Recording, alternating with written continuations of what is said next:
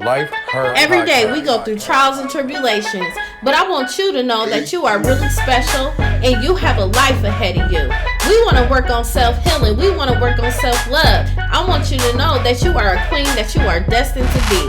And with this here podcast, you're going to learn that. And I want you to listen to every story that a woman have and just know, let's work, baby. Hey ladies, this is Life Her Podcast, Yvette, Lloyd. So everyone has been very curious of me and my husband a lot lately. And right now this will be an exclusive interview with myself and Mr. Lloyd in the building. A lot of people don't get a chance to hear him speak much. Everyone get to see my posts or hear my love story, as everyone would say. And it's nothing like you actually hearing it from him himself. So, hi, Mr. Lloyd. Hello, Miss Lloyd. You sound like, hey, Clarice. You're sick. Don't start your mess. You're crazy. So, how did you find me? Oh, well, way back in the middle times. No, let me stop. Stop playing. No. Well, babe, to be honest, as you already know, and I will let the listeners know, I just so happened to be incarcerated. And I had a cellmate who was from Akron, Ohio. I won't give his last name, but his first name was Gino. And he happened to get this newspaper. Now, listen, I love to read. I love to read. I devour novels, newspapers, and everything. So he happened to get the Akron Beacon Journal, and he threw it on my bed. I sat down, I read it, and I came across this wonderful article about this young woman. And Deontay was in the article too, but it was this young woman who happened to have a young women's program. And my passion was, once upon, when I was released, that I wanted to pursue helping young men. So as I began to read this article, I saw that you had the same passion as I. And I said, Lord, should I or should I not call this young woman, because I am in prison?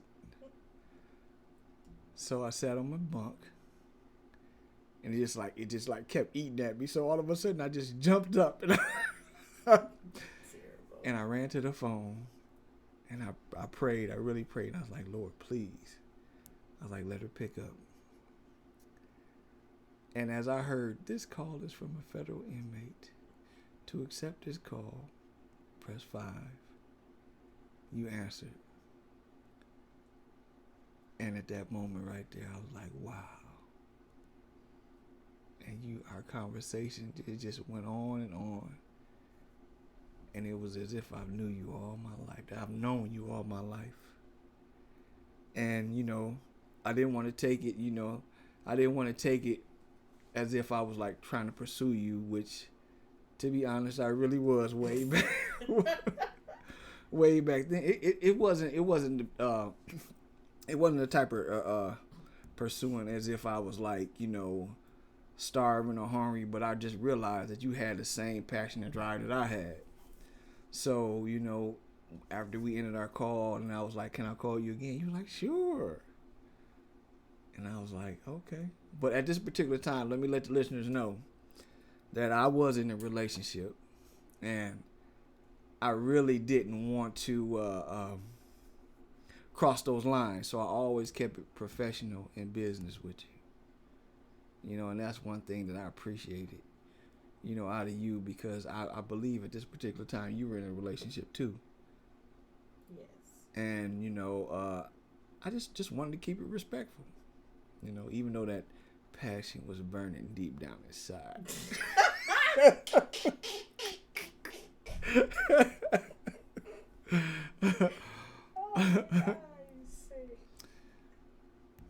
Oh, really? Yes. So, how did everything go after that? Did me and you keep in contact? What? Yes, we kept in contact, but just like Hussein Bolt, you put them tennis shoes on and you kept running and running and running and running and running. You ran several times. You know? Y'all listen. I don't know. I got nervous to a point where I just didn't want to just date somebody. You know, somebody call you out the blue. You know, like he in prison. Oh, he just wants something on his books. He just wants some type of pillow talk. You know, I don't know. I thought negative at first. That's what I did. But at the same time, if anyone knows me, you know, I love helping people. I love speaking life into them and everything. So I'm like, okay, this could just be a friend, you know. So I didn't even think of it that way for a very long time. He was very respectful, had a good heart, and he was very educated. You could tell by his language, a lot of things that he say and everything. But you know what? Cool. You know what I really respected about you is how I remember we started emailing each other, and from that very first email, I wish to God that I still had that email. You always talk about that email. Yes. But in that email, it's like you poured your soul out to me. That was the first email. I'm serious. That was the first one. And after reading that email, I really couldn't believe you began to tell me about your grandfather and your grandmother. And I was like, Lord, man, she don't know me. Why is she pouring her soul out to me? But God just began to tell me that, hey, that's just you. Yeah, but you know, sometimes it's easier for people to talk to someone they don't know compared to somebody they know too. Right. So you got that aspect, and just the fact of just having somebody to talk to. Right. But you know, I don't want to cut you off, but I love the fact that even though I was in prison, you never judged me. Nah. You know, and at that particular time, I probably was in prison probably about 13 or 14 years at that time. And, you know, you did your thorough investigation. You know? I did. I had to make sure you went no rapists, child predators. I had to make sure, because, you know, you can't trust folks when they up in there. So I didn't know what you had going on. But your rap sheets, oh, Jesus, y'all. When I see his record, I'm like, what you from Iraq? I'm like, what in the world? Man. Like, he go, but for G.I. Joe. But for the record, you know, just to let everybody know that, you know, I was incarcerated from like 1997 until 2019 or something like that. But my crime had nothing to do with children, murders, rape, or anything like that. It was like, you know, I was one of those guys to go get this money out by any means necessary. So, you know, I don't care if it was drugs, robbery, or whatever. I mean, that was my MO. But it took that, you know, for me to grow up, because I look at it like this. While I was out there on the streets, I didn't care if I lived or died. But after God allowed for me to sit down and see how important life really was, you know, and then coming in contact with you, you gave me reasons to live. And I just want to tell you thank you, baby. You're welcome. You know. Yeah. So, how would I explain this? What led you in prison besides drugs and selling drugs and all the extra activities you're doing? I mean, basically, you know, I was one of those kids who, you know, I grew up in church, you know, and at a particular age, I think I would say around about 12 or 13, I decided that, you know, hey, church wasn't for me. I love the streets. You know, I had a cousin who was like, I'm talking about, he was crazy. You remember like, what's that guy from The Wire, Omar? Well, that was my cousin, but except he didn't mess with the, you know what I'm saying? I don't care what nobody else do, but he was Omar getting that money. Any means necessary. And that was just like, that was a life that I gravitated to. And I was fascinated with it. Not knowing that really wasn't the lifestyle that I really wanted, because the end result was for me to spend those 21 years in prison. What led you to that? Even though you was growing up in church and everything, mm-hmm. What led you to the streets? Just being hard-headed? Hard-headed. I didn't want to hear what my mama said about church. We went to church Wednesday, Friday. I mean, it was boring in church. And then as I spent those years in prison, that was the one thing that I was really compassionate about, because I went to church in prison faithfully. And you couldn't get me to do that on the street. You know what I'm saying? Crazy. Just straight ass back. That's crazy. Yeah. But you know what? As coming up, I would actually be asleep in church. But as I began to sit on that bunk for all those years, the words that pastor was preaching to me began to wake me up. And when I thought I was asleep, those words were keeping me safe. And I remember my coming in one time, and I used to see my mama on the floor just praying, talking, my Lord, protect my children. Touch Precy. Well, that was my nickname. My real name is James. She was like, touch Precy. And I used to look at her like, what's she doing praying for me? I don't need no prayer. You know what I'm saying? But, But it covered you, too. It covered me. It sure did. After all these years until today. Yes. It's covering you. And I'm proud to say this, that throughout all those years in my incarceration, that I didn't have any problems. And I was in 2 maximum security prisons, 3 medium security prisons, and 2 low security prisons without any problems. Now, I'm not the biggest man. I'm not the toughest man. But the Lord had them angels around me. Mm-hmm. And those same angels that were up on my life all those years came and they stood up for me. And they brought me through.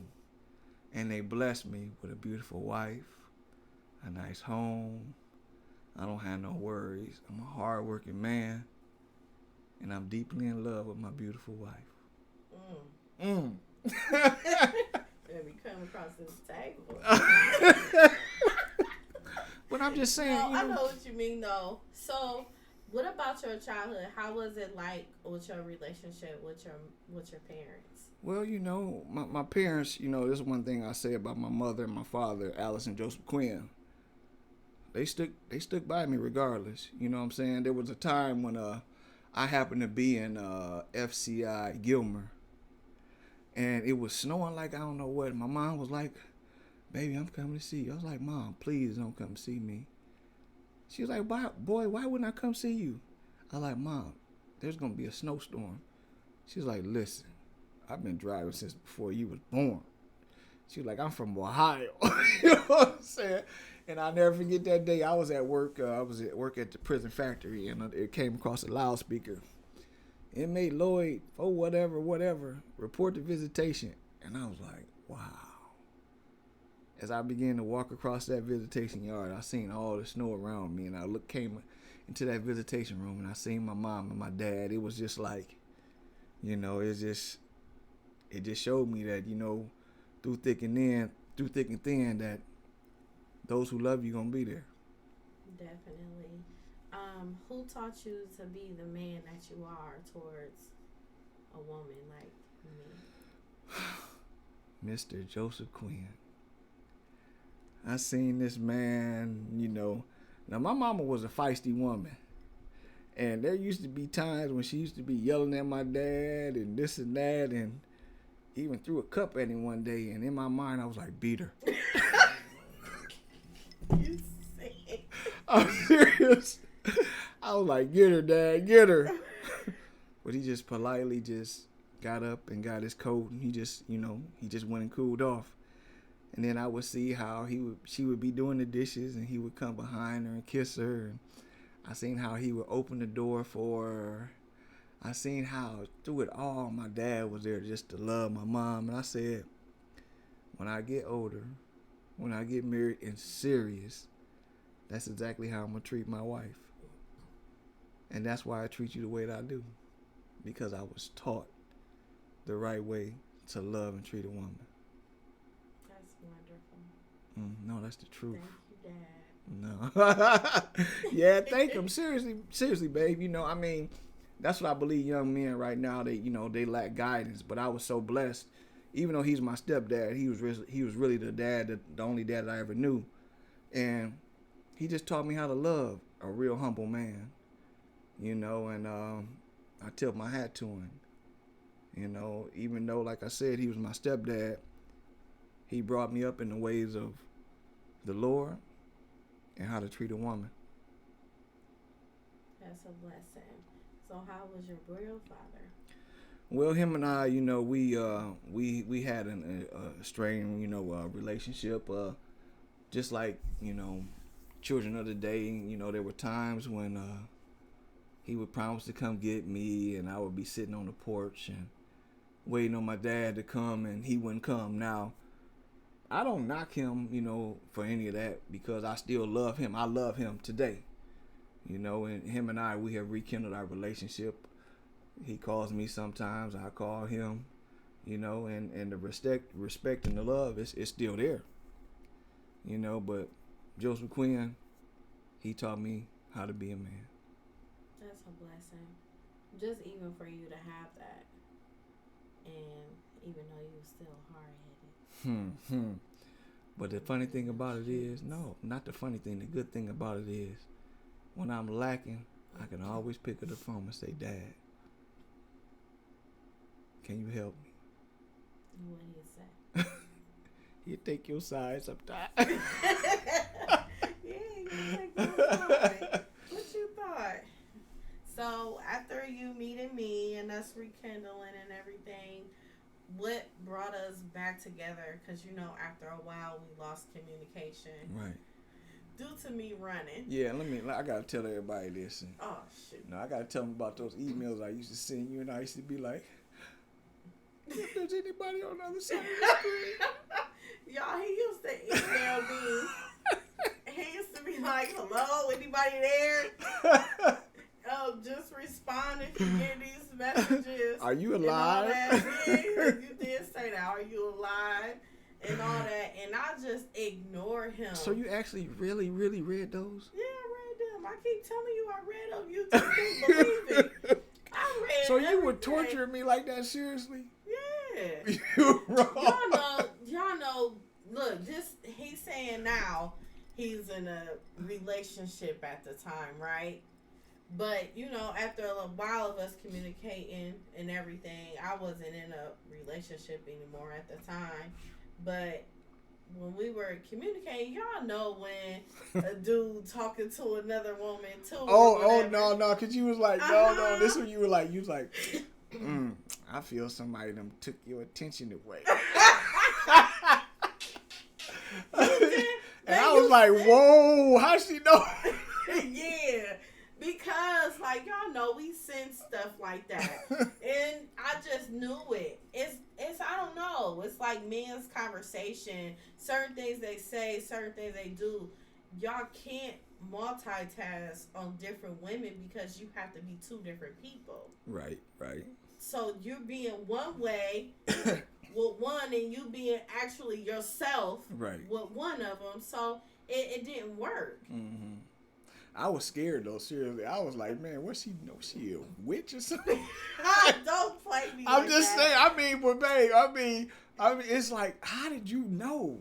I'm serious. It. No, because I really thought, I'm serious. I really thought that I was just like keeping everything cool and being the same and this and that, it's just like, and when you called me on that, I'm seriously, babe, that scared me. That put me in check. Yeah, I bet it did. It put me in check. I bet it did. But we really ain't talked much after that either. Right. There was a lapse in time. Yeah, we didn't talk much at all. So, when we did talk back again, what made you call me again after so long? Well, what happened was, a young lady and I, she was from Cleveland. Her and I, we had got real serious. I'm talking about, she was real faithful and she was coming to see me. She was writing me and, and things of that nature. And we were contemplating marriage. So I didn't want to, disrespect you, and I didn't want to disrespect her. So that was, that was the lapse in time. But this same young lady who I was engaged to, she ended up passing away. She died. And the conversation went like this. Her and I, we used to talk every day every morning at 7:00 in the morning. So this one particular day, I'll never forget, I called and the phone went to voicemail. And I'm like, man, that's strange, because her and I, we had been communicating for like 4 years. And, she had been dealing with some health issues. So I ended up going to work, and I was scared, and I was praying. I was like, Lord, please protect her, whatever's going on. Because she was like my best friend. And I came back from, I couldn't come back from work because we were last for rotation. So I couldn't get into the unit, to make make a call. So I didn't end up calling her until I say about 5 o'clock. So as I called, her mother answered the phone, and she was like, such and such has fell into a coma. And I was like, what? I mean, I was just like, totally devastated. And so about 2 weeks after that, after her falling into the coma, she passed away. And I was mad at the Lord. I was mad at myself for, being incarcerated, not being able to come out to support her or to go to her funeral and this and that. And I was just real bitter. And so, I didn't think I was going to make it until that day when some said, call Yvette. And you tell the story from there. Well, what was happening in your life? I'm supposed to be doing the questions. I'm an interviewer too. Y'all gotta excuse us. We real goofy. But just so happened he's going through that situation, and at the time I was in a relationship, and we were coming from Atlanta, Georgia on a vacation, and I don't know, it was just something went on with him.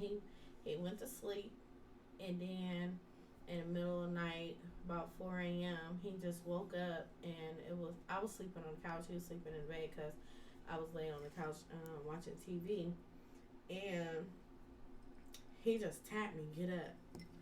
Next thing you know, he started pushing me, and I tried to get away from him. He wouldn't let me get away. Then next thing you know, I tried to run up the steps on numerous occasions. He dragged me back down the steps. It got to a point he stood over me, hit me across my face. I had blood everywhere. And even a point in time, he tried to rape me and rip my clothes off and everything. And I ended up tricking him because every time I tried to run up the steps, I couldn't get all the way up the steps due to me having a dress on. So what I did was tie my dress up, and then I asked him for some water because it was still blood in my mouth. So with me still having that, I ended up getting him away to go get me some water. And the way my room was, it was in a far back, so he had to go back in it because he claimed he was leaving. And so as he went back into the room, I was plotting to hurry up and run up the steps this time without my dress stopping me.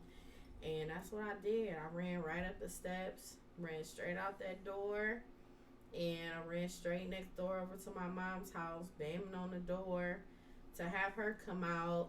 And my mom was pissed. I mean, my mom was going to put that boy 7 feet under, maybe 10 feet under. Sharice didn't play. She was highly upset, but the way my mom goes off, she goes off of love. She like, and she know that God has His ways of making people suffer without her making them suffer. Mm-hmm. And that's exactly what she did. She didn't want to press charges on him or nothing. All she asked was just to stay away from my child. Mm. And I was most definitely going to stay away from him. I don't know. I got this thing. It only take one time for me. Because I was going to end up being in prison myself. Because I can't deal with stuff like that. And I would want revenge if they go to sleep or anything. It's just, I just know I would have wanted revenge. So I couldn't deal with something like that. And during that time when I was just battling it, I couldn't go to work for about 2 days because of how my mouth and stuff was. And during that whole time, I don't know, I just felt empty. I just didn't know what else to do, what else to say. And I'm just like, this is just crazy. And just so happened with James going through what he going through, and then him not even knowing I'm going through something. No, I didn't. And then out of all days, we ain't talked in years. Years. we literally haven't talked in years. You said what? I kept that number. You always turning something to goofy. But he just called me, and I just heard you have a call from... Collect call from inmate. Dude's like, Lloyd. Yeah. Until they made you change it back. Oh, they yeah. And I end up just answering, and then it was like he sensed it. I really did. He sensed something was wrong. And it's so crazy, me not knowing he going through something. He was more concerned off what was wrong with me. I could tell. I really could tell, because you used to be so open with me, and it was like, I could tell you had little guards up, you know what I'm saying? It's like that veil was there. I just had to punch through that veil, and I when I began to tell you what was going on with me, you was like, you started just opening yourself back up to me, and I was just like, wow, and just like I told you, as I was telling everybody else, I was really actually mad at the Lord, but he sent some relief my way, and that was you, and you helped chase all those pains, those doubts, you chasing them away. Yeah, you did the same for me, and what it was just the prayer. Like, right. Y'all, I ain't prayed as much until he came into my life. I don't know. I had this like anger with God, and I ain't had no understanding of certain things. Why is this happening to me, and why that? And I always question him. But when James came into my life, things like changed to a point where my faith started to develop even more. Right, because we used to, that's one of the things as I begin to trust in the Lord again, we begin to pray together. Yeah. And we always kept things on a biblical level. And I remember I used to try to like, babe, read this scripture. Read that. Like, no. Y'all, but you did that because you were so busy, really. You know what I'm saying? It wasn't even that. I think it was just me being shy and nervous and all that. It took me a long time. Y'all can't. If y'all see me then and hear how I pray now. Oh my gosh, it was like, man, I was like, that first day when I asked you to pray, you looked at me like, nigga, is you serious? Excuse me, but I'm just keeping it real, It's like, you was really like, man, I can't pray. Yeah. But when you begin to, now it's like you evangelist or pastor's wife the way you be praying. Shut up. No, but it feels good, and then to a point where we healed each other. Right. Everybody like, you need to seek counseling and all that. We was each other's counselors. Right. Like through it all. Through it all and everything. But I had you, but that barrier, what I'm saying, that mom barrier, it was just like, you accepted me, but I was just like, how is her mom going to accept me? Is her mom going to know how much I love her, how much I care for her? You know, and I remember, I remember that day I was like, well, let me call her. And deep down inside, he was like, no, don't do that. Don't do that. Hell to the dog. Please didn't play no games. What I did, y'all, I talked about him to her.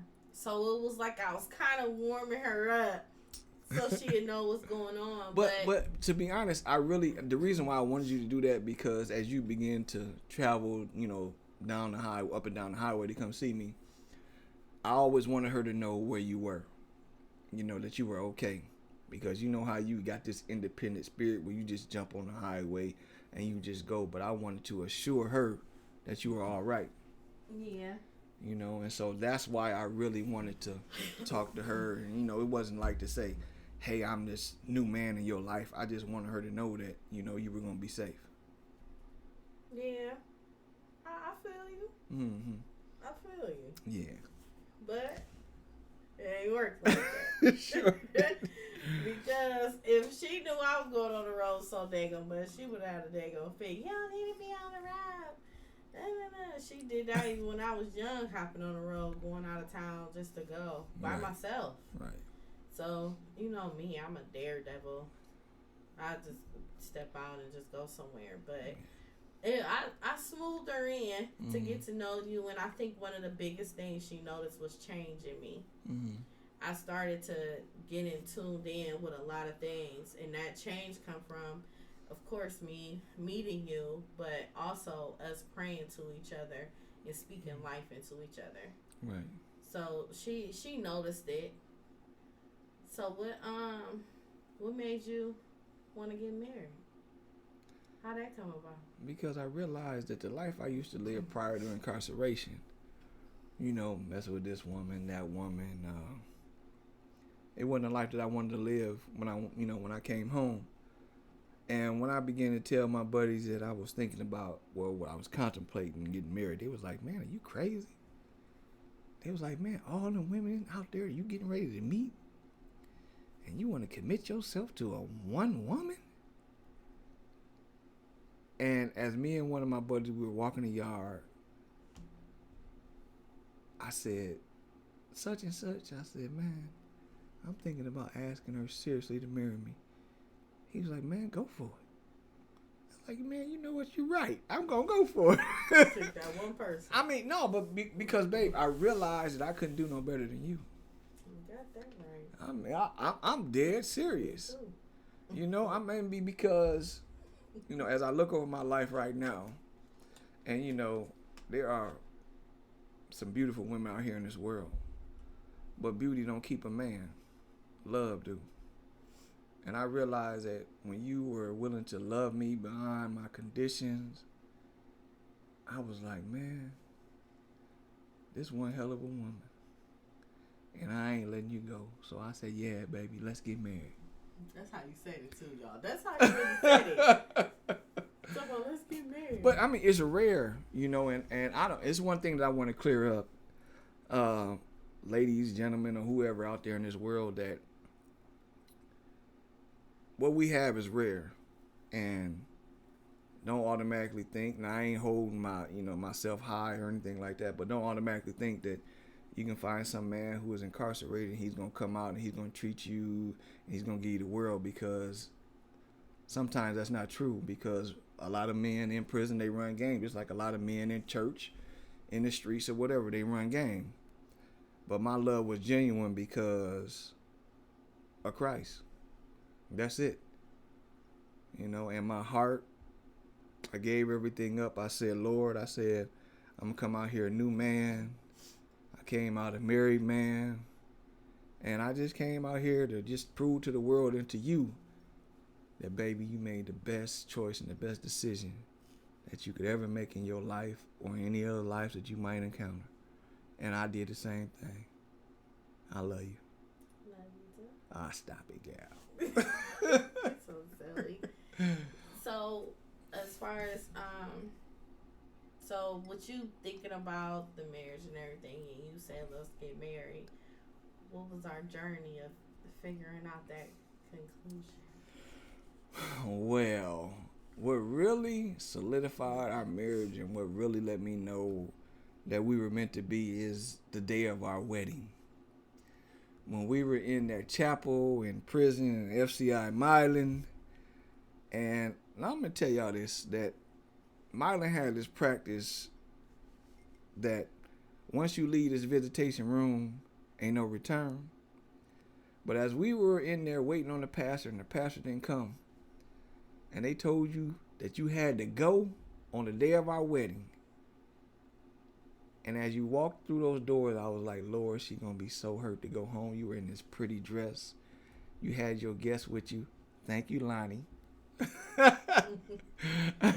You had your guests with you, and I mean, when you exited those doors, I was like, Lord, she gonna be so hurt. I was like, Lord, she gonna be like, I knew this wasn't meant to be.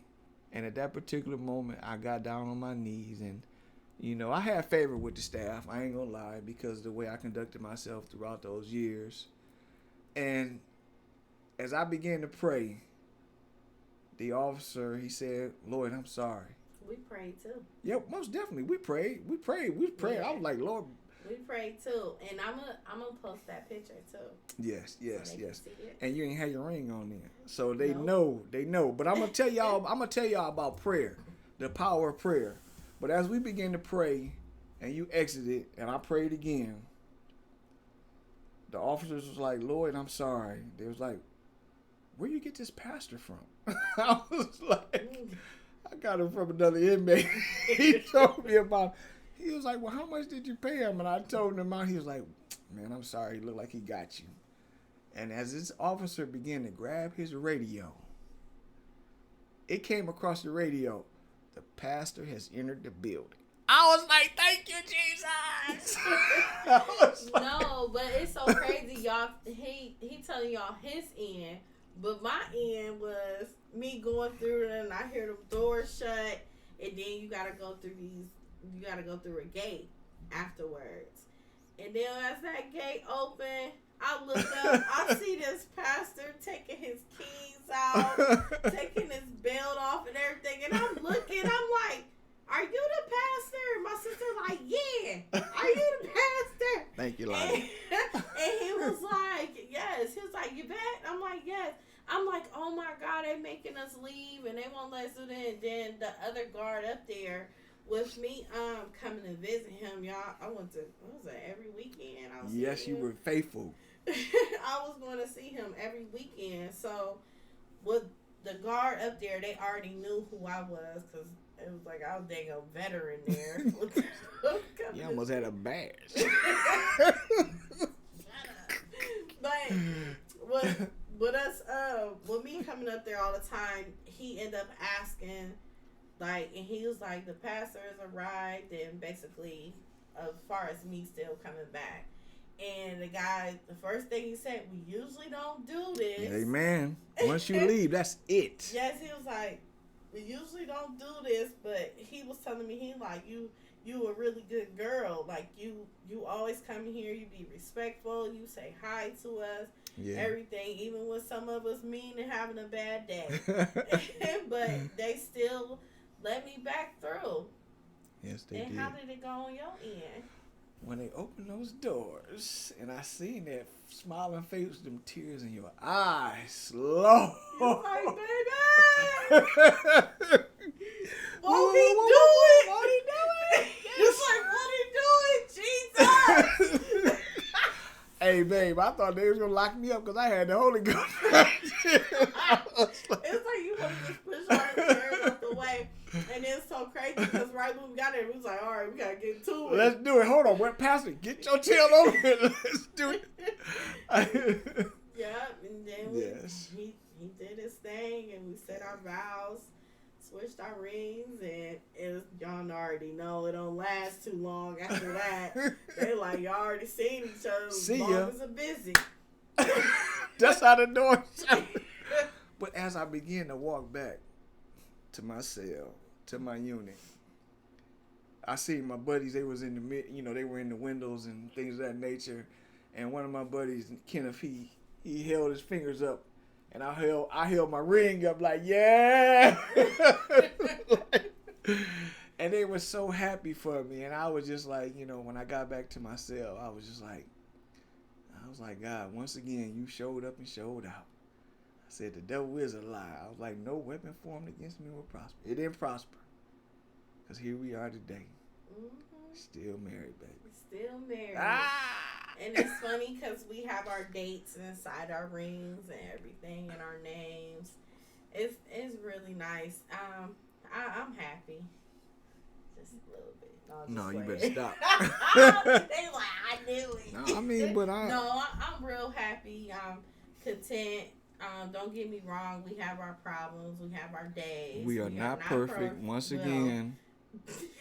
You always want to once again. No, I'm just saying because, you know, I mean, people view Instagram, Facebook, or whatever. I mean, we struggle like any other couple, you know. But it's one thing that I'm so thankful for. It's just like when the devil began to whisper to me, I got people that I whisper him. I got mom and I got my mom. Then I remember those times when you used to run up and down the highway. I remember those letters. I remember those pictures. I remember how you just tell me, baby, I love you. Oh, God. No, I'm serious. But I'm serious, though, babe. I remember all that. And that right there, it keeps me. It really does. And, you know, right now, I think I've been home with like 14, 15, almost 15 months. And I still say I can't do no better than you. You know, they say a bird in their hand beats two in the bush. A Yvette in my hand beat any other woman that I will ever encounter. Because, baby, you one in a million. That you are. You are too, honestly. No, because you always want to do all the compliments and stuff. And when I say, nah. I just want to take care of you. I know that. And you're doing that. We're taking care of each other. Mm-hmm. But you complete me. Like, all the way, 100%. You were doing good without me. Don't start your shit. I'm just saying, you really were. We compliment and we reflect each other. Yes, we do. Yes. Yes, we do.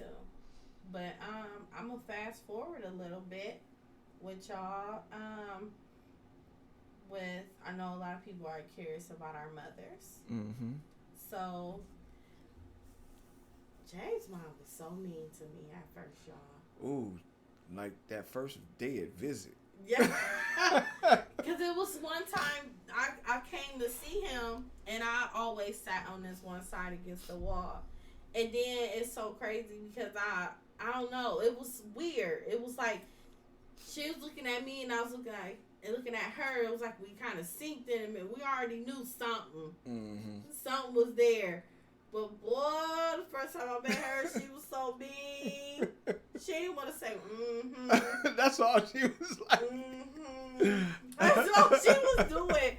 It was just she was filling me out too. Right. At the same time. Y'all had the same spirit, really. Yeah. It's scary because, I could have been her child.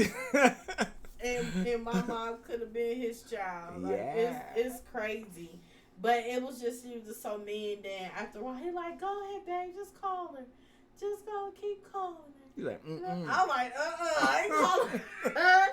And it was just so crazy. And then it was just like, one day she just called me and left a message. And she was saying, like, she wanted to talk to me and stuff. And then I was telling her, she was telling me how, like, she haven't been feeling good and stuff. And I recommended her to go to Cleveland Clinic because, I mean, you know, they got some good doctors at Cleveland Clinic. Mm-hmm. And she was like, you think so? I'm going to think about it. I'm like, okay. So it was just crazy. And 2 weeks later, she called me. She said, Yvette, I'm going to see a doctor at Cleveland Clinic. But it was like University Hospital, and she wanted me to meet her there when she came down here. And I went with her to, and they ended up admitting her, and they kept her. And during that time, she was there for, like, 5 days. She was there about 3 or 5 days, something like that. Yeah, she was there. And then during that time, me and James was married already. Right. So, you know, she was gonna get used to me anyway. Amen. Amen. But my mom, she ended up coming with me. Yes. And y'all, I'm telling y'all, if y'all would have seen them two sitting together talking, man, it was like the picture will speak for itself. Yes, it was so powerful. They were so much alike. They were hard headed. They want to listen. They knew everything. They'd tell you what to do. Like, it was just an amazing experience, just me witnessing our moms together. That's and right. the first thing they talk about is me having a big old chunky baby. Chunky baby. She's like, well, I had a dream you had a big Oh, fat but chunky no, baby. babe. But at this particular time, she said, I'm going to tell you about my dream, but don't tell Yvette. Yeah, then she turned around and tell me. But So that was funny, but it was just a good experience, and just the fact that his mom and my mom, they didn't know we were getting married, but just the fact that when they see that we both got married, they know us, and a lot of people know me for certain. I ain't never been married before, but I was not about to marry anybody, especially somebody in prison. Yeah, so it's like it's a lot of people that say that to you and me. Right. He must got to be somebody special. Amen. For you to marry. I feel special. So he's very special. He's very different. Not slow bus special. Yeah. Short bus, no. You sick. No. But it's just the fact that he just treated me so good. It was more or less an energy type thing. It was just I don't know, y'all. It's hard to explain, but it's just something that's told me like he is the one, Right. and I just went with it. And it's to a point where our mothers just loved. Right.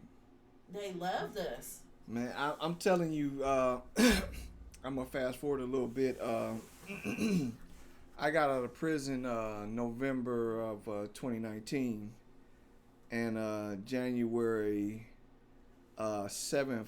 2018. Oh, it was 2018? Yes. Excuse me. I mean, yeah, you're right. Excuse me. I mean, it feel like I've been free forever because that's how your love make me feel. Okay. No, okay. So I got out November 2018, and my mom ended up passing away like 40-some days after my arrival home. And but when did she go in a coma? What, like 3 weeks after I was home. Yeah. You know, but she was able to see me come home.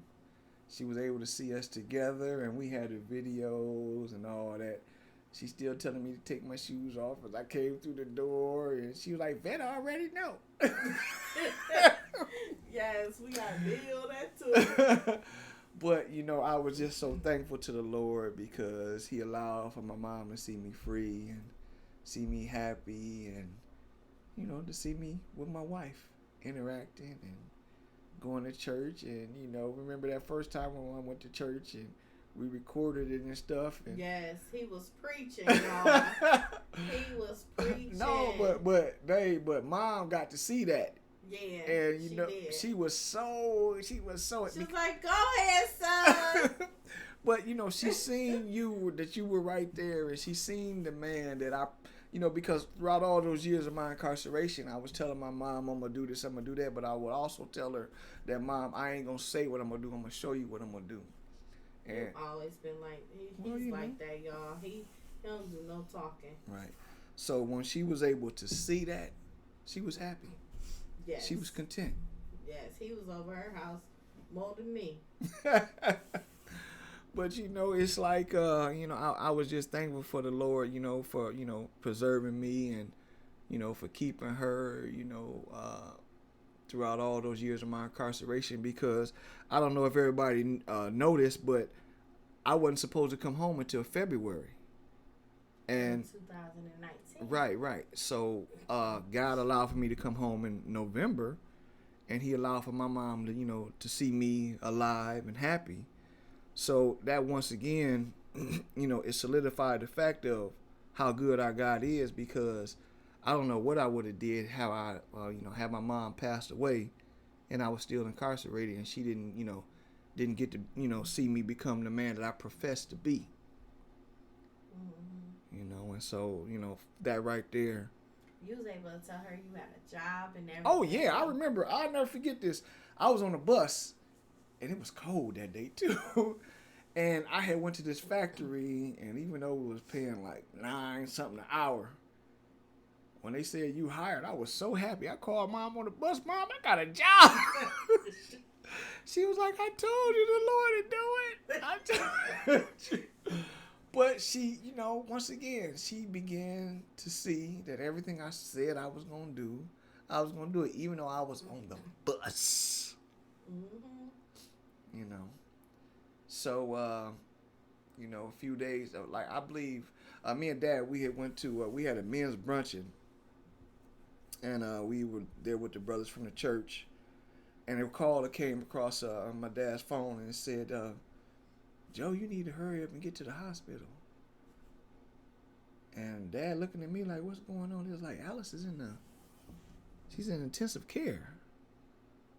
And I was like, his dad was like, what? I was like, what, Dad? What's going on? It's like your mom is in a coma.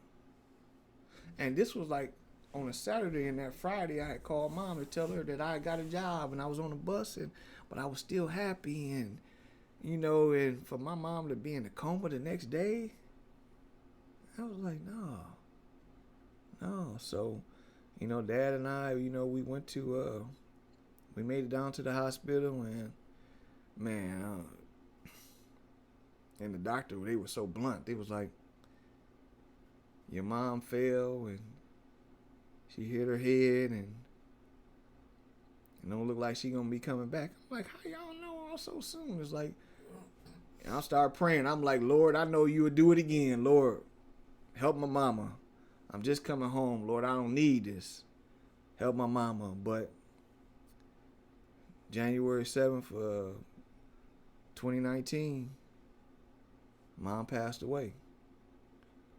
And I'll never forget, I was in bed that night. I was still in the halfway house. And my aunt called me. And she was like, you all right? I was like, yeah. I was like, what's going on? She was like, your mom passed away. And I wanted to be angry at God, but then again I said to the devil, I said, you a lie. I was like, I ain't gonna be angry. I was just thankful. That, Mom got to see me come home. He got to see me with you.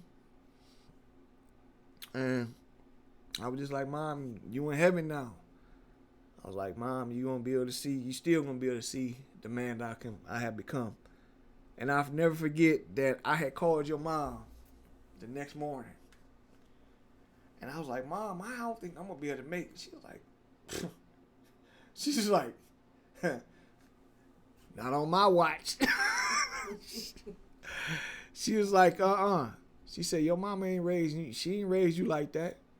She was like, you need to be strong. She was like, you got me. And from that moment on, it just, your mom, she really became like my mom. She would call me son. She would be like, I'm talking about it. There was if I would call her and she didn't say son, I'd be like, Mom, what's going on? She's like, oh, hey son, what's going on? But she began to tell me, that I'm gonna be all right. She used to always tell me, you got me. She's like, I know your mom. She was like, James, boy, if you ever have any problems, she was like, call me. She's like, if you have problems with my daughter, call me. And I remember she came at this particular time, I think it was Mother's Day, around Mother's Day. When you came to Toledo? Right, when you came to Toledo. Yeah. She came because she knew that it was going to be hard for me. Your first Mother's Day without her. My first Mother's Day without my mom. And Mom came. And I remember you and I, they had gave me permission to the halfway house. They gave me. I was still in the halfway house. They gave me permission to come to the house, and we went to the mall. You and I, and we went and got Mom and cousin hat, those big, those beach hats and the bag. What is it? You know what I'm saying? Beach hats and purse and stuff at JCPenney. Right, but I knew that it was gonna be rough, and Mom knew it was gonna be rough, so she came to Toledo, and she made my first Mother's Day without my mom feel like I might have lost my mom, but I gained a mom. You know, and I'm just thankful. I'm thankful that I had your mom. I still got her, and she got to see what kind of man that I am and how much I really love her daughter. And she just gave you to me. Yeah, she did. At ease. I'm like, you know, it's because at first she was like, I don't want to talk to him. Remember that? Yeah. It's like, I'm going to wait till he come home. Yep. But, man, babe. Yeah. It's been been real rough. Just even, I don't know if many of you have seen a video of him and my mom dancing in the kitchen and everything, having a good time, and his dad was able to come down, and we had a ball in my mom's backyard. We just had a good time, and during the time his mom was in the hospital after that, you know, my mom was in and out too. Yeah. She kept having troubles. My mom had actually during the time she had 3 stents put in. Yeah. During the 3 different times she had been in and out of the hospital, she had heart congestive failure. So it just got to a point where the way her heart beats, it accumulates fluid in her lungs. So it got to a point where we already knew when something was wrong, because she'd make a noise like yeah, she did do that. She'd do that, and that's how we know fluid is in her lungs. And you know, my mom just rolling it out, and you know, it's so crazy. It's like she was ready for it. She was. But she was just like my mom. Yeah. Hard-headed, wouldn't take her medication, and but you know, it was so shocking, and I was always, because I thought Mom was like Superwoman. Yeah. Because she would be in intensive care and come out of it the next day. Not only come out of it, we would be at the club on that weekend. I know. We would either be at the club or a concert or whatever. Yeah. And I just thought, I'm serious, I really thought Mom was Superwoman. Yeah. You know, because you know, because I was working those long hours, 12-hour shifts, and you would call me and be like, James, Mom in the hospital. And as soon as I come.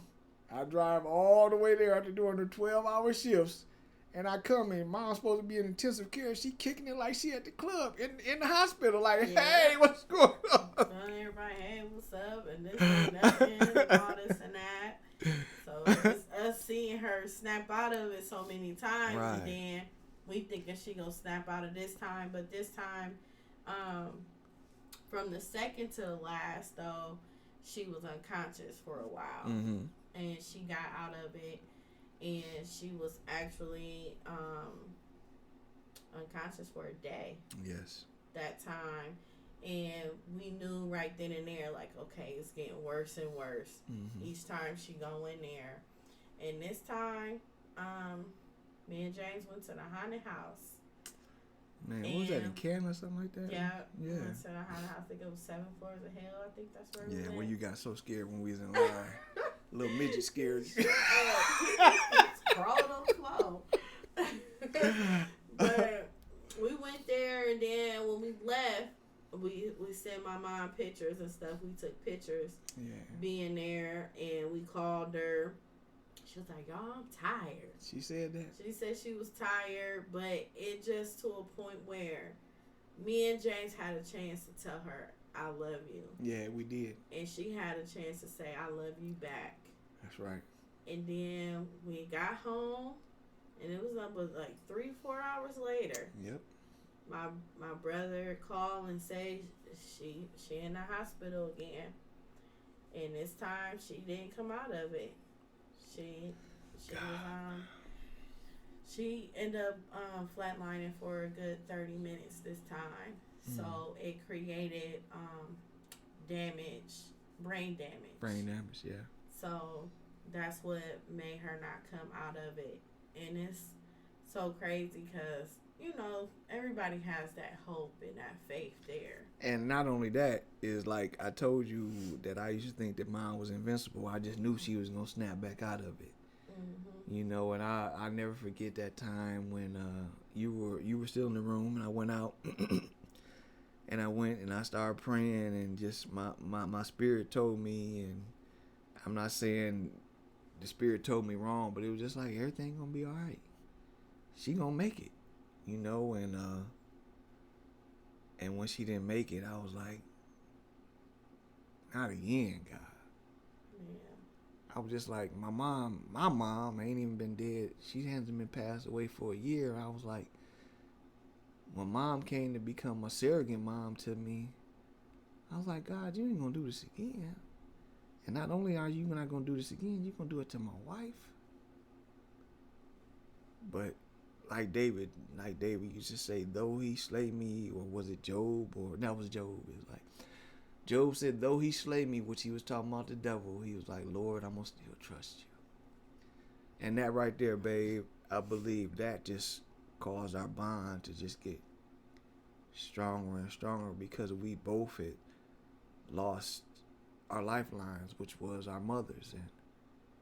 And as you healed me, I was able to heal you, and those were some fresh wounds for me. Yeah. And for you to go through the same thing, I really couldn't believe it, but I was just so thankful that we had each other, babe. Yeah. I really, and that right there, it just shows me that we were meant to be together, because I don't know if you realize this, but we first went through those tragic times, you with the guy and me with losing her. We healed each other then. And then as our mothers passed away, we healed each other again. So that right there, it shows me that the bonds that we have, the foundations that we have, everything we endured was meant to keep us together. Yeah. And I'm just so thankful to the Lord that I have a woman like you that helped me not only through all that, throughout incarceration, throughout the times when I felt as if nobody loved me. You were there. Yeah, I'm the same way. Mm-hmm. And I'm the one people to know, like, the way you see us happy on social media, doing things, accomplishing goals, and all that, we have many times of us getting on our knees praying a lot. It'd be times when James is feeling down, missing his mom, on top of my mom, and then me feeling down, missing my mom on top of his mom. It's been nights where I didn't sleep at all. Right. It's been nights where I just be up just crying, watching videos, and just not being able to sleep. It was times when I just broke down screaming, right, uncontrollably. Like, I'm like, what the hell is going on? Yes. He been holding the fork down, because I have my moments, and sometimes people are like, you so strong. Yes, I'm strong, but I do have my moments. Right, and that's one of the things that I have to realize, and a lot of people out there got to realize, that you can still be strong and cry. Right. Because you ain't Superwoman, you ain't perfect. We all have our moments where we just need to shed those tears. And, there'll be times when I might be just driving down the street and you don't know this, but I might be playing my little gospel music and I'll be like, Lord, I need your strength. I need your help. But it's like you always find a way to call me. You know what I'm saying? Like, babe, what's going on? You all right? It's like, I'm like, man, can I keep something to myself? But I mean, seriously, you always do that. That's good. I mean, that lets me know that, when I don't hear a word from the Lord, he's sending that word through you, that word of comfort. Call Call? Yes. But it feels good, though, to just have you and stuff, because I think I'll feel empty. Mine was my best friend. We talked to each other 4-5 times a day. We'd be on the phone and not say not one word. We'd just be breathing. So it just, I don't know. It just, I had trouble going to sleep and I had trouble waking up because I always talked to her before I went to sleep, and I spoke to her when I wake up. And then I went through a phase where I had to sleep smelling her. Like I had to have her clothing and stuff. Let me ask you this question. How would you tell people out there that if they don't have like a significant other, what can they do to help in their grieving process? Turn their pain into power. Mm-hmm. I feel like we all grieve, not even just a death. We grieve off family. We grieve off things that we've been through in life. Grieving comes in different forms, just like mental illness comes in different forms. Right. And it has to be a way that we could not let our pain define us. Right.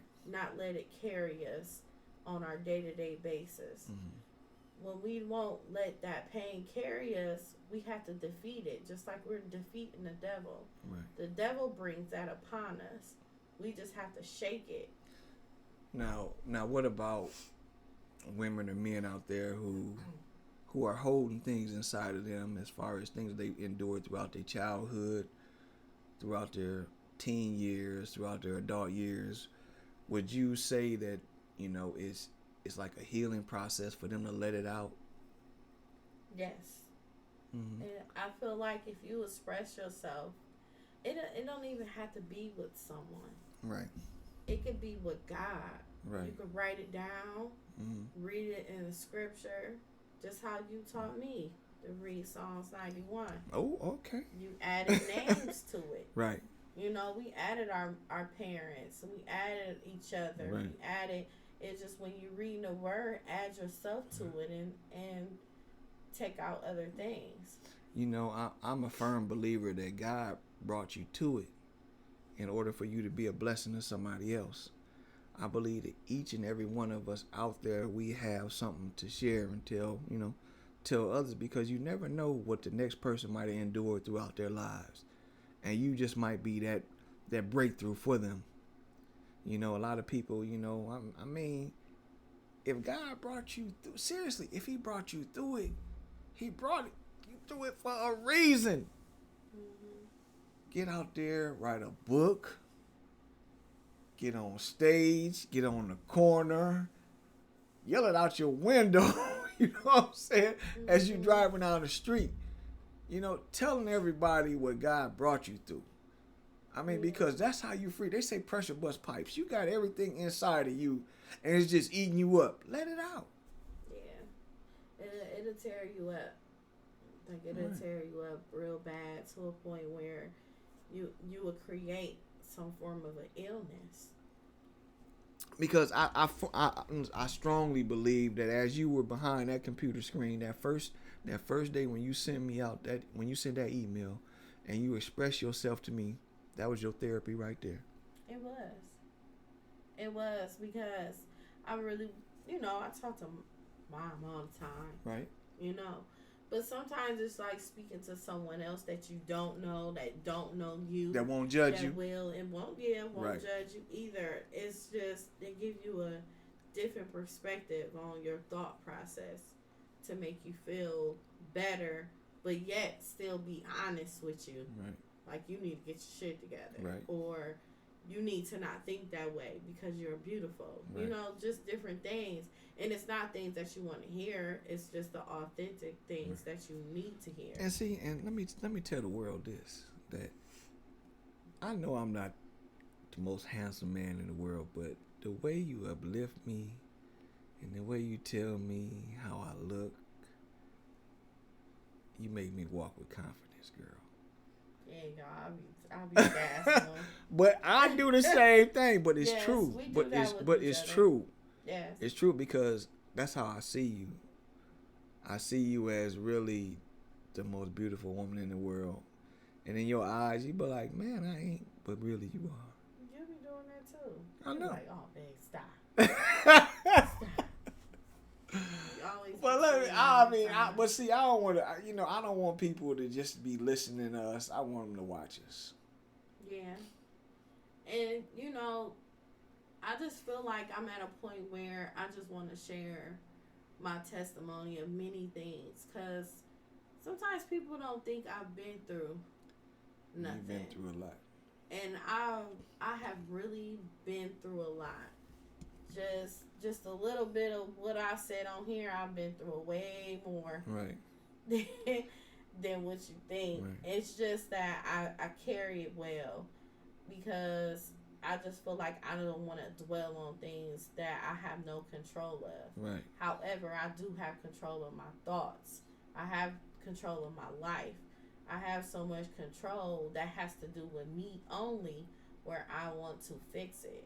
Right. I always look for flaws that I've had and have, and I try many ways to fix them. Right. You know, and that's one of the reasons why, you know, we named our company Humble Beginnings, because we got to always remain humble throughout it all. We don't ever want to have the big head.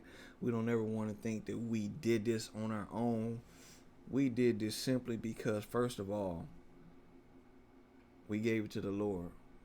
And second of all, we were willing to endure and do everything together. Because when a man or a woman enters a relationship and they thinking they doing it all on their own, 9 times out of 10, if you ask me, that relationship gonna fail.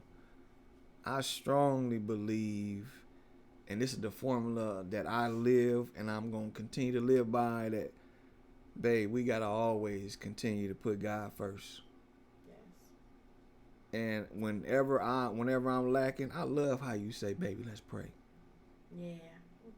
Well, I'm talking about, I was this holy man who spent all these years reading the Bible and this and that. But you be like, babe, let's pray. And I'm talking about, I don't care what I might be going through. The devil might be whispering all in my ear. But when you say, baby, let's pray, that breaks all yokes. Yeah, it do. And I want to tell you thank you. It do. Because sometimes both of us get in our moods, and we both Leos, y'all. We both Leos. Our birthday was, a week apart? About 2 weeks. About 2 weeks apart. So, we both stubborn. We both have things that we set in our ways. We both think we know everything. No, you more than that. Oh, please. So, it's like we bump heads sometimes on certain things because it's like, no, I'm right. No, I'm right. No, you don't know what you're talking about. No, you don't know what you're talking about. So, it's just, we just go through it. But at the same time, at the end of the day, somebody gonna end up laughing at somebody. Yeah. I think it's always you first, though. I gotta say something stupid, but you learn how to do that too. Yeah, I'm learning because y'all, I'll be on 10.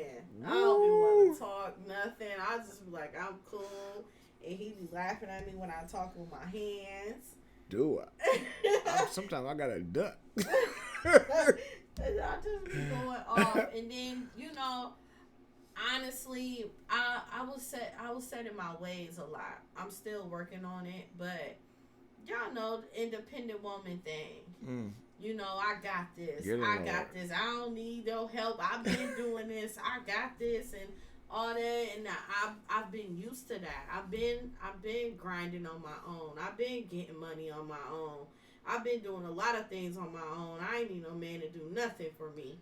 So and then at the same time, I brought it into our relationship. Not that heavy though. I wasn't like disrespectful. No, you weren't disrespectful. Yeah, I wasn't disrespectful with it and like say it to him, but it was just to a point where I'm opening up the door, or I'm going to get my own gas, or never no more. or I'm just doing everything. If I'm cooking or something, I'm doing the dishes too. No, he do the dishes. I even cooked tonight. Yeah, you did. But it's just so many things I had to surrender. Like, okay, let you do this, this, and that. Thank and you. I really didn't realize how much I had on my plate until he came into my life, because I was being everything. You were doing everything. You really were. I was literally doing everything. I couldn't see how I've been doing it after so long. But, you know, it took me to realize your past, and it took me to understand, you know, that sometimes I do have to give you your form of independence, but still, you got to let me be the king. Man. The king. Yes. You know, and I got to submit myself under you, too. Yeah. Certain things that you do, I'll be like, man, I don't need you to do that. Yeah. You know, and I just, you know, I just think that we both flexible and we able to be, and I'm thankful to that. You know, and our, you know, like you said, that's our spirits. You know, this Leo, this what you call them. Yeah, but I'm serious. But you know, I'm willing to humble myself. Yeah, we and our humbleness is there. Yep. So you know, this was you know, just us giving you guys a little piece of our life, and we wanted to clear up any misconceptions. We didn't want anybody else to tell our story. We wanted you guys to really know that we human, we make mistakes, but we realize that the things that we endure throughout our lives is only to help others. You know, so if you have any questions, please always be Phil. I'm approachable. Even though I spent all those years in prison, I don't have this prison mentality, because I always knew that eventually God was going to bring me home. Y'all, he is the YouTube king. YouTube and University. He's always YouTube University. He always reading everything. Why don't you tell us what you're doing right now? Well, of course, I have the janitorial services. We're doing landscaping, lawn care for the elderly. That's one of my passions, because while I was incarcerated, there was this woman named Brenda Jackson who became my mentor, and she lived in the city of Detroit, and she used to always tell me how it was hard for her to. She was 72 at this particular time. She was like, it's hard for her to get anybody to come and shovel her snow, cut her grass, and this and that, and that really, you know, it really affected me. So I was like, God, when I come home, I'm gonna get me a landscaping company so I can also cut grass and then come provide the services for the elderly and things of that nature. And, you know, it gave me a passion. But not only that, I realized it is, it paid the bills. Yeah. So, you know, of course, like I said, janitorial, landscaping, and we getting the snow removal. We have so many endeavors, so many businesses that we have our foot in, both our foots, your foot and my foot. And we going to build on that. Yeah. I have a lot going on. Real estate too. Yes, of course. My fault. And then, of course, we're going to push Life Her. Yes. Look forward to hearing Life Him. Yes. Life Him is coming, y'all. Yes. Get him all the way together. Yes. But, you know, I love how, you know, me being the man, it's like, man, don't you want your own platform? I don't mind submitting and letting everybody know that you set the stage, you built the foundation, and I'm going to just put the bricks up on it. All right. All right, bricklayer.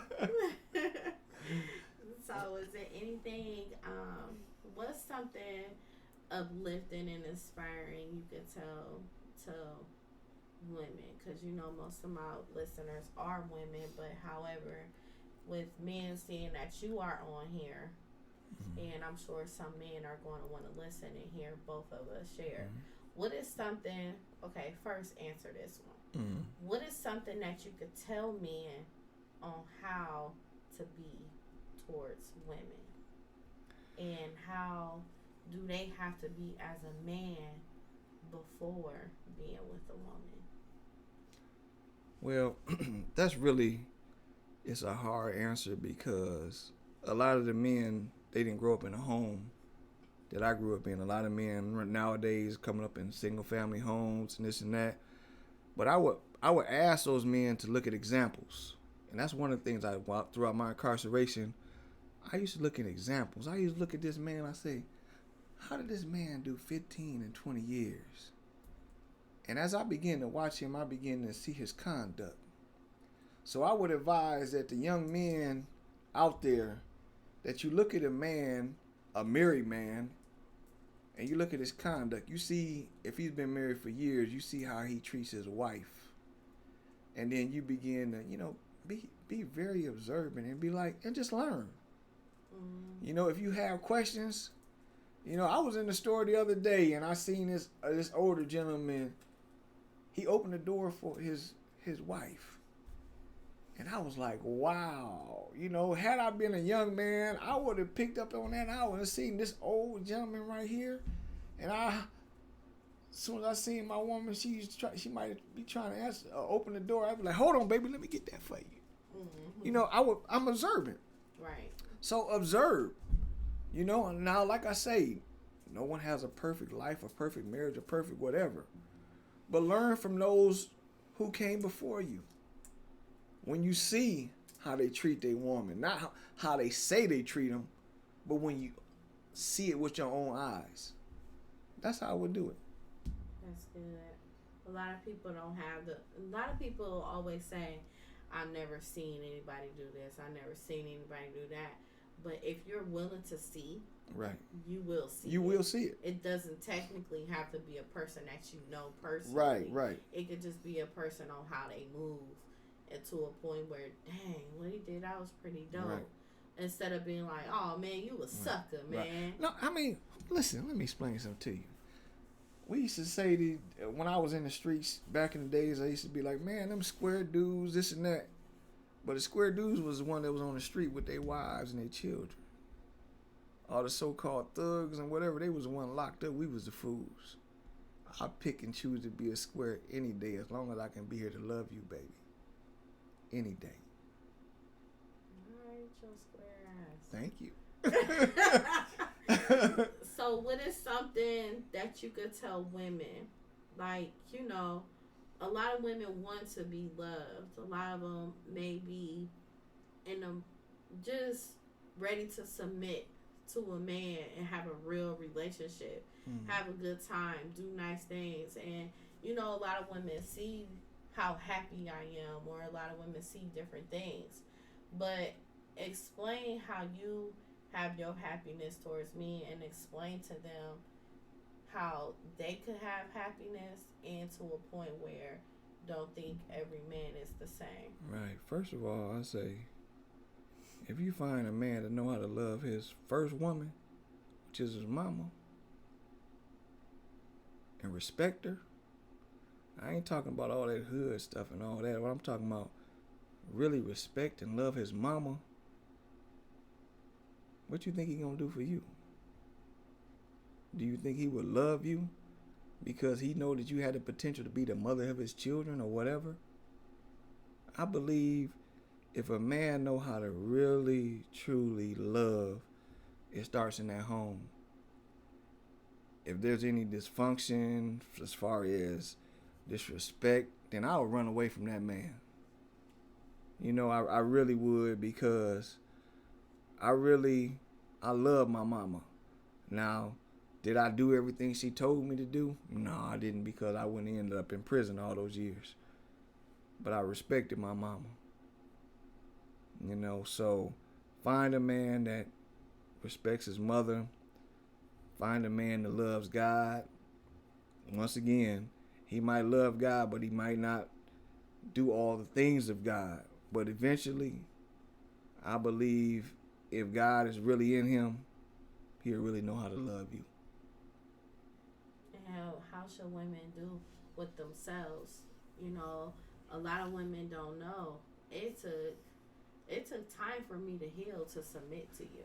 Yeah, but first of all, I believe, and I this is me. I'm not perfect. I believe first a woman gotta love herself. Mm-hmm. If a woman can love herself, provide for herself, like had the independence is like you. You know what I'm saying? I'm gonna use you as an example. You know, if a man comes and he wants to provide, love you, and treat you the way you know you want to be treated, submit. So what about to a point where, you know, you say square dudes? Sometimes women want that street dude. You know what I'm saying? So Ain't nothing wrong with that. I know that, but sometimes women want that, but he still wouldn't give her the full fledged of everything. So, and then a lot of girls, a lot of guys that would approach him, he's a good man, but they like, no, he corny. Okay, but let me say this. Where you think they gonna, those same women, where you think they gonna be at when they 50 or 60 years old? Damn, where they gonna be? Looking for that thug, they ain't gonna never be there.